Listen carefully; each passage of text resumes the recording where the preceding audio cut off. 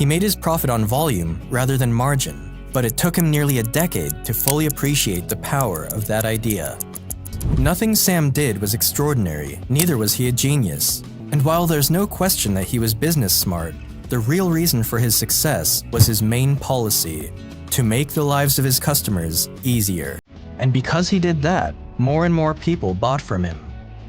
Once things were going great for Sam and his business, he asked his brother Bud to join him, and together, they were able to run the store more smoothly. The Butler brothers, who owned the store Sam had leased, were not happy with the fact that the Waltons were getting their merchandise elsewhere, but they couldn't say much about it because the numbers Sam was generating were unmatched anywhere. His sales had increased by more than 45%, reaching $105,000 in his first full year of ownership. The following year, the number increased again to $140,000, and by the third year, his sales increased by another 25%, reaching $175,000.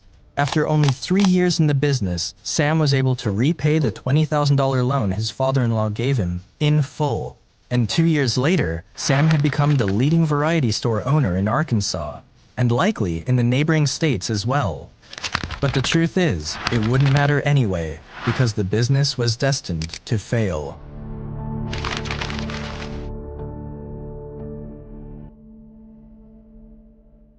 You see, when Sam Walton signed the lease for his store back in 1945, it contained no renewal clause.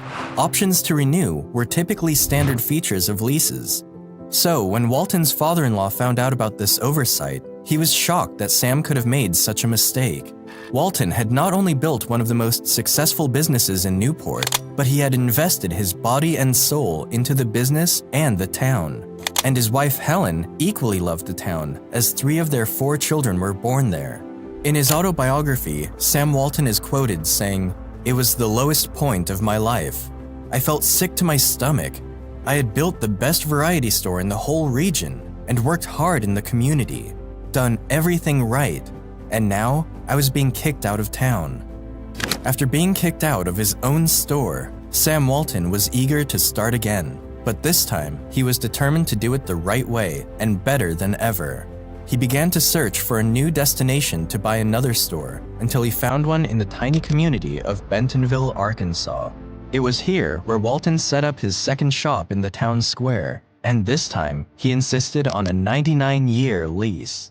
Sam opened his new store in the summer of 1950 and called it Walton's Five and Dime. The Walton family often heard people whisper amongst themselves, saying, "Well, we'll give this guy 60 days, maybe 90. He won't last that long." But Sam would prove them wrong.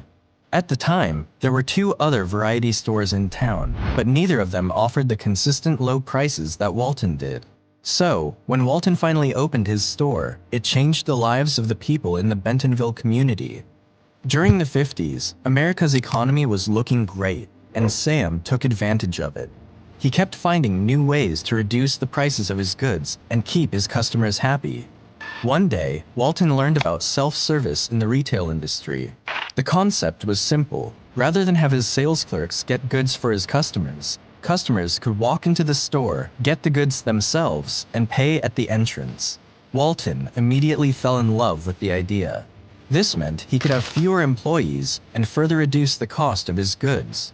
Not only did this new trick work perfectly, but it also tripled his income in less than a year. With more money, Sam had the funds and resources to further expand his business.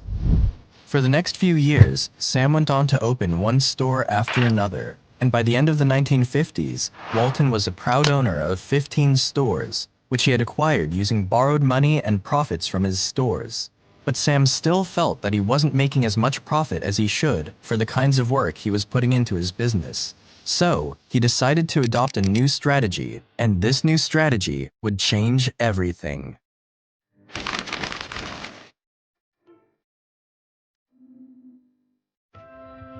We exist to provide value to our customers, which means that in addition to quality and service, we have to save them money. Walton's idea was to build big stores that discounted everything they stocked and to place them in small towns. By dramatically slashing his prices, he would undercut his competitors and make up the difference in price through a higher volume of sales. This idea was already being practiced across the country, but the difference was that the discount stores tended to be small and were located in the cities, and most of them only offered discounts for specific items, not their entire stock. It was risky, and he needed a lot of money to make it work. Sam initially approached the company that franchised Ben Franklin's stores with his idea, but they refused to back him, especially because his idea meant that they would have to cut their standard wholesale margin in half to accommodate the low prices he wanted to charge.